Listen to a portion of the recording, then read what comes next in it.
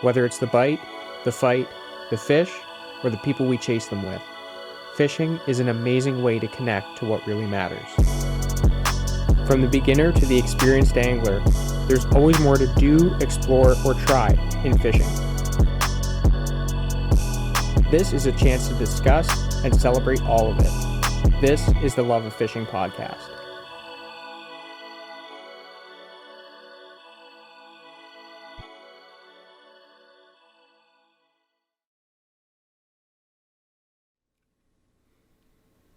Hey everybody, and welcome to the first ever Love of Fishing podcast. I'm your host, Lyle Gator, and this show is all about sharing our love for the sport of fishing. We're here to have great conversation, lots of laughs, and a good time. I also hope that the show helps bring positive energy during a time where we can all use a little bit of that, and also that it gives you a chance to see behind the scenes with a lot of really cool people in the fishing industry. Every week, we're going to be doing a giveaway thanks to our generous sponsors of the show. This week, I'm going to be giving away a Hooked on Niagara toque and a t-shirt, so there will be more instructions on how you can enter the contest later on in the show. But right now, I'm excited to introduce our guest for the first ever Love of Fishing podcast episode. It's somebody who has inspired me a lot over the past few years in, getting creative with things, whether it be video or with this podcast. Someone who's always full of encouragement for me and someone who I'm really looking forward to having on the show. It's Dan Favato calling in from Mississauga. Hope you enjoy.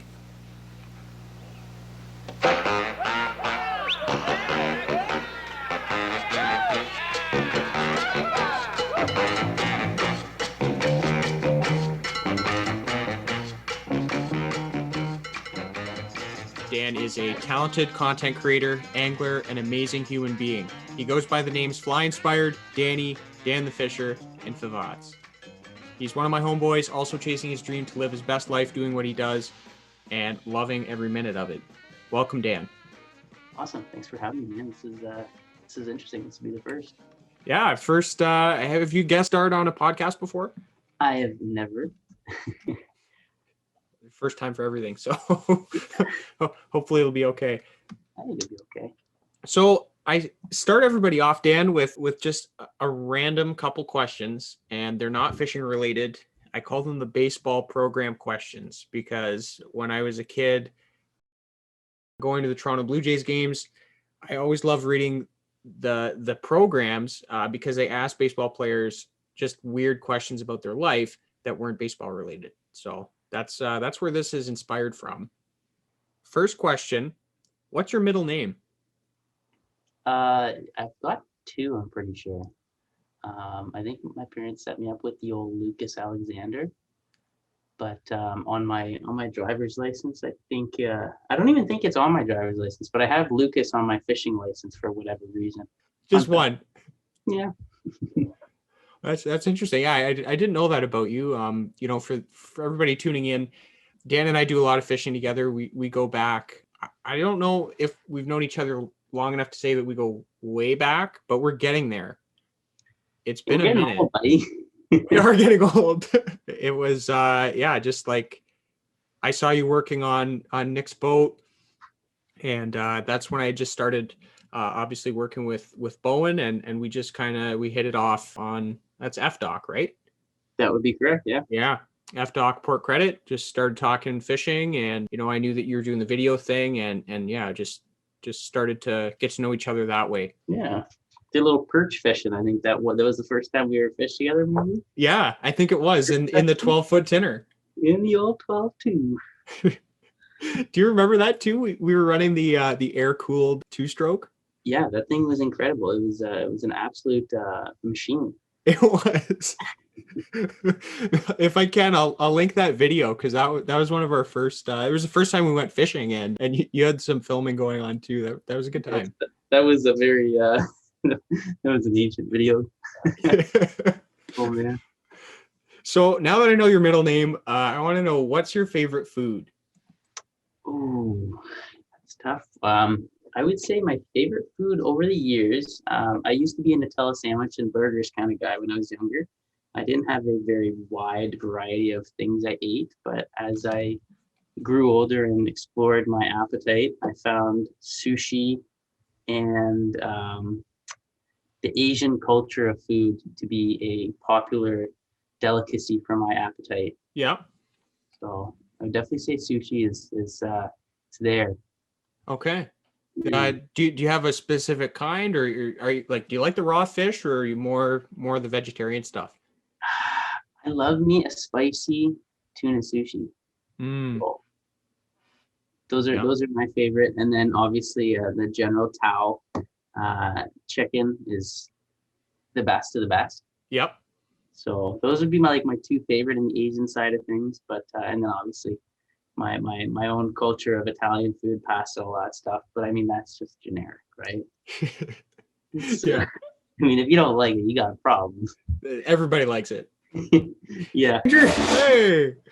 Oh yeah, you're gonna have to shut that down there, miss. Okay, let me just Sylvia.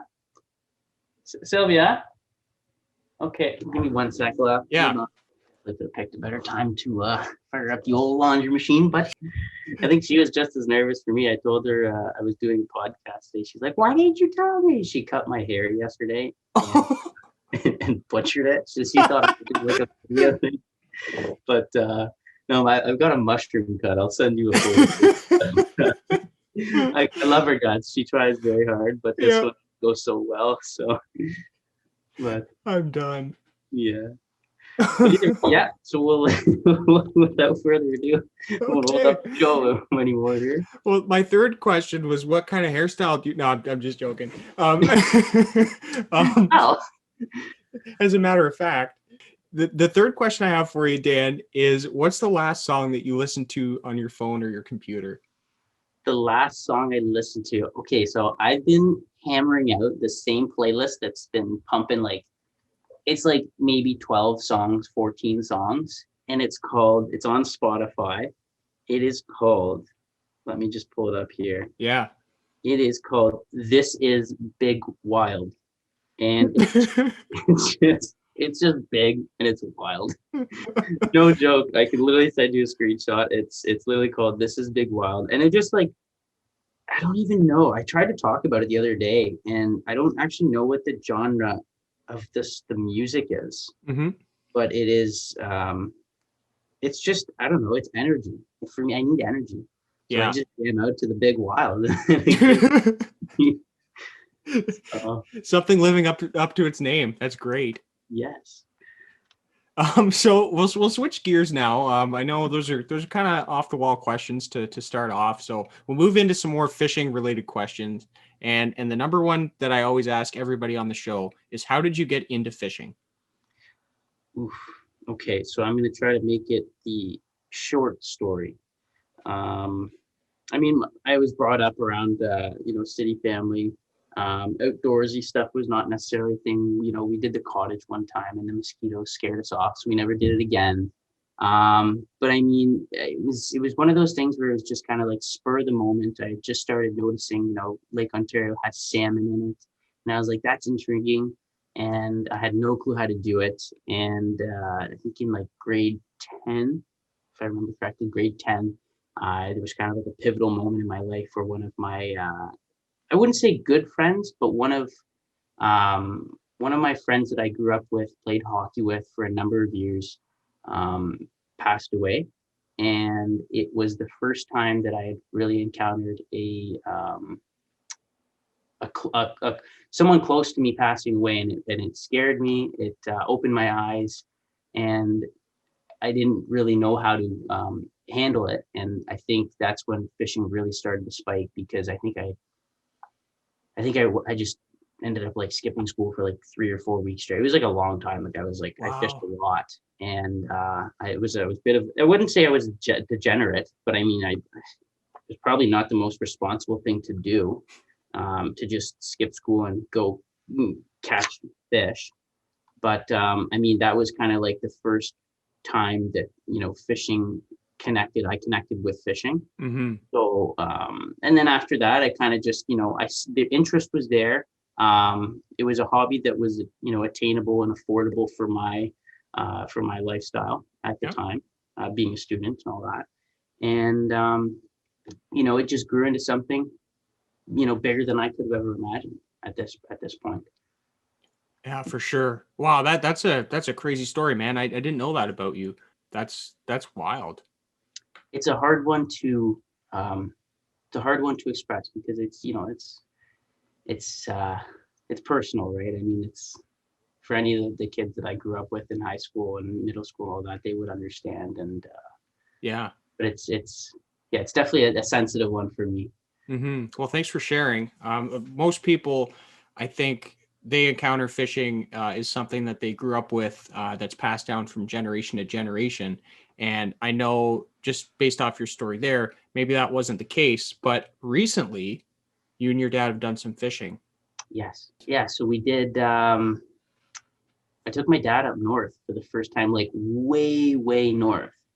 And it was a trip that I had kind of coordinated with my good buddy Tyler Dunn. He's a local guide up in Sault Ste. Marie, Mm-hmm. and we had networked over the years, and like-minded people, and we kind of continued on. And given the circumstances of the year, I kind of was like, you know what, I've been going north for 7 years. I think this would have been my 8th year, seventh or 8th year in a row where I haven't missed it.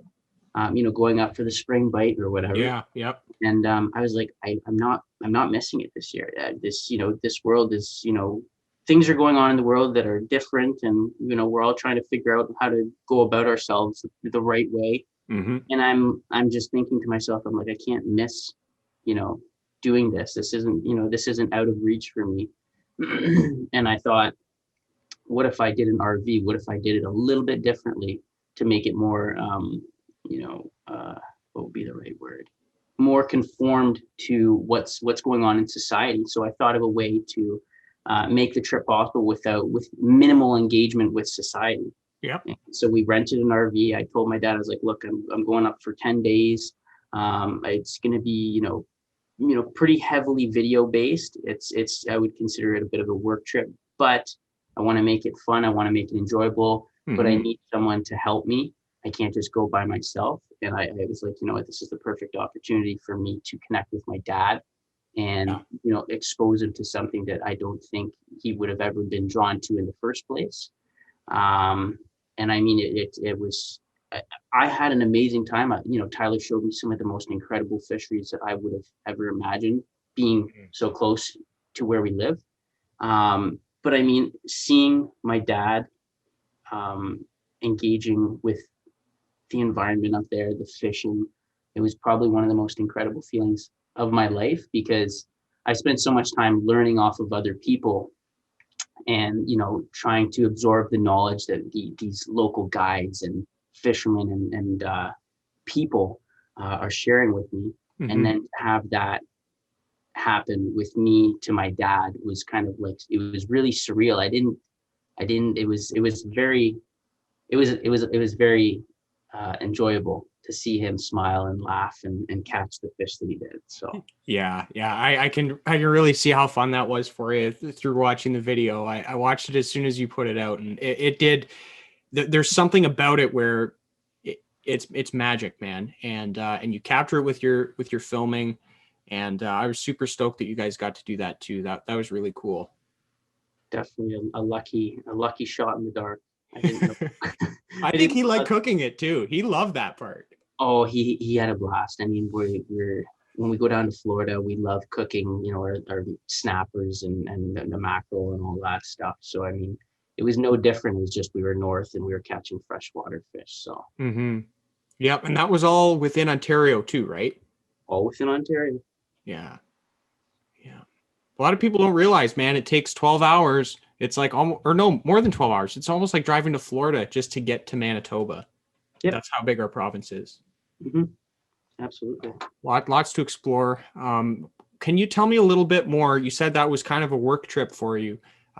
What is Dan Favato Media and what's it like doing what you do?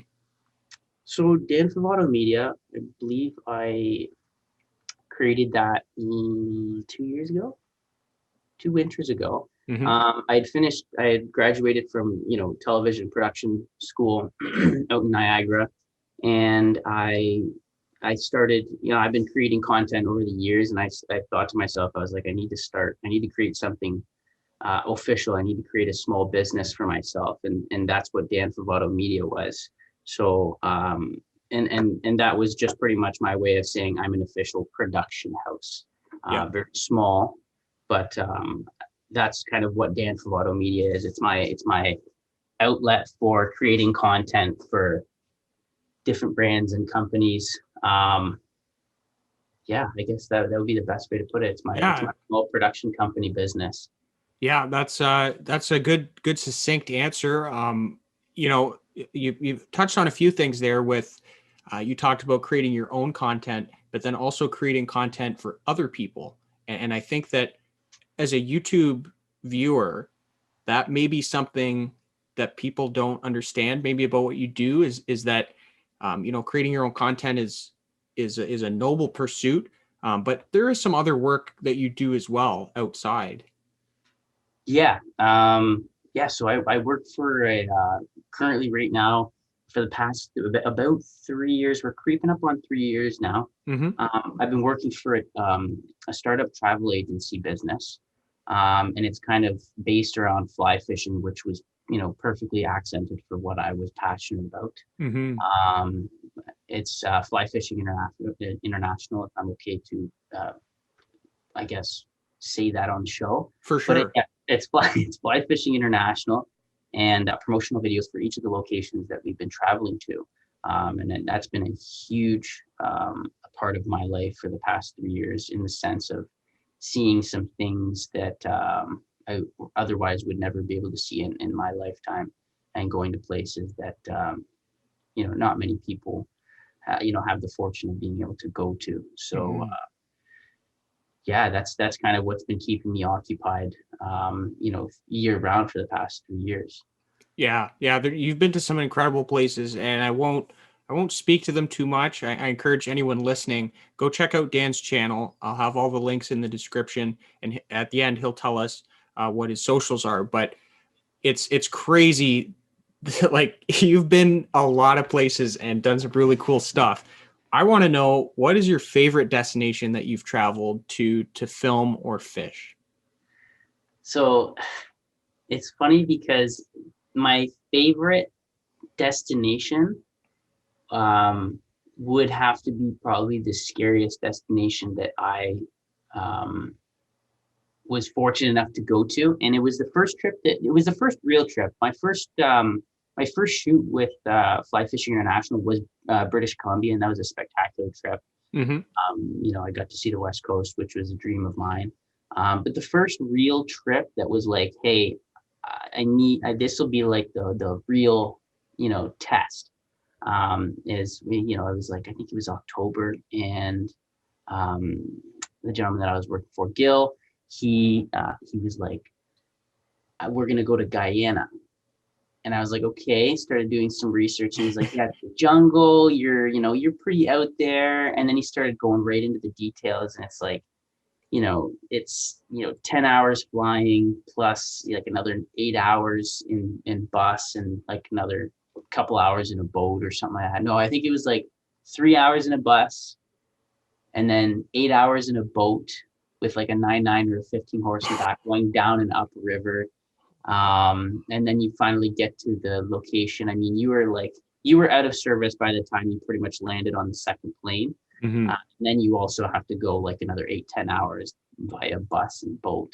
And then again, it's all weather dependent. But I mean, Hmm. needless to say, it was one of the scariest trips that I'd ever been pretty much forced to go on.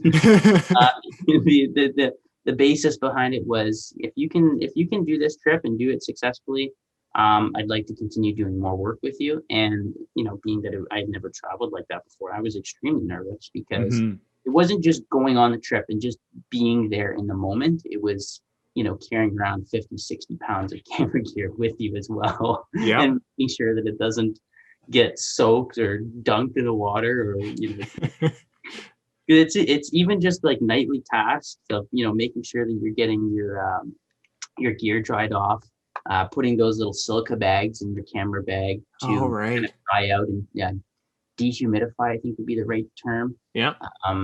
Because there's so much humidity there. I mean, it's it's very warm, and so that was one of the scariest trips for me, but one of the most exciting. I've now done that trip twice, and You I mean, went back for more. I went back for more, and I would say the second time was just as incredible as the first time. I was way more comfortable going into it. I knew kind of what I was getting myself into this time. It was kind of like the first time I went, it was like a roller coaster, but it's like that steep drop where it's just like you're going up the hill, and you're just like, oh, maybe I don't want to go, and you're like on the plane, and you're like, you can't not go now, like you're there, right? And then you land, and you're just like, oh my god. Unfortunately, that's time for this week's episode. Stay tuned, and we'll finish up our conversation with Dan on a later date. Now it's time to head over to the poll to share this week's results. Every week I put up an Instagram poll and ask a fishing-related question. This week's question was, do you live for the bite or the fight? This is a pretty essential fishing question, and I think if you talk to most anglers, they'll be able to tell you what they prefer. Either the art or the craft of getting the bite, or actually fighting the fish and having the satisfaction of seeing that fish come in the net or onto shore. So it's a pretty essential question, and the results were very close. Bite ended up taking it, with 29 to 23 being the final score. And I flipped back and forth. Obviously I fish salmon a lot, so that's a big fight game. They fight so hard. It's challenging to get them to the boat most of the time. But I also do some fishing, like trout fishing, where that bite is just so cool when you finally get it. So I can see both sides of it, but the results were 29 to 23 in favor of bite. This week's giveaway can be won by subscribing to my YouTube channel to stay up to date on everything that's happening here, and also by commenting your bucket list destination below. With Dan as our guest, I thought it would be fun to see where people would like to travel to go fishing if they could go anywhere in the world. So subscribe, leave a comment, that's how you enter this week's contest. I should clarify, you need to subscribe to this channel and leave a comment in order to be eligible to win this week's prize, which will be announced on next week's show. As you know, I like to end the show with a positive message to carry everyone through the next week, and this week's message is pretty simple. It's actually a part of a Dr. Seuss quote. Apart from being a crazy-ass creative writer, Dr. Seuss is a pretty smart guy when it comes to seizing the day and whatever opportunities come your way. Dr. Seuss said, "Life is too short to wake up in the morning with regrets, so love the people who treat you right, forgive the ones who don't, and believe that everything happens for a reason." Guys, I hope you have a great week ahead, and I look forward to bringing you next week's episode. Hook sets are free, get outside, and go fishing. Peace.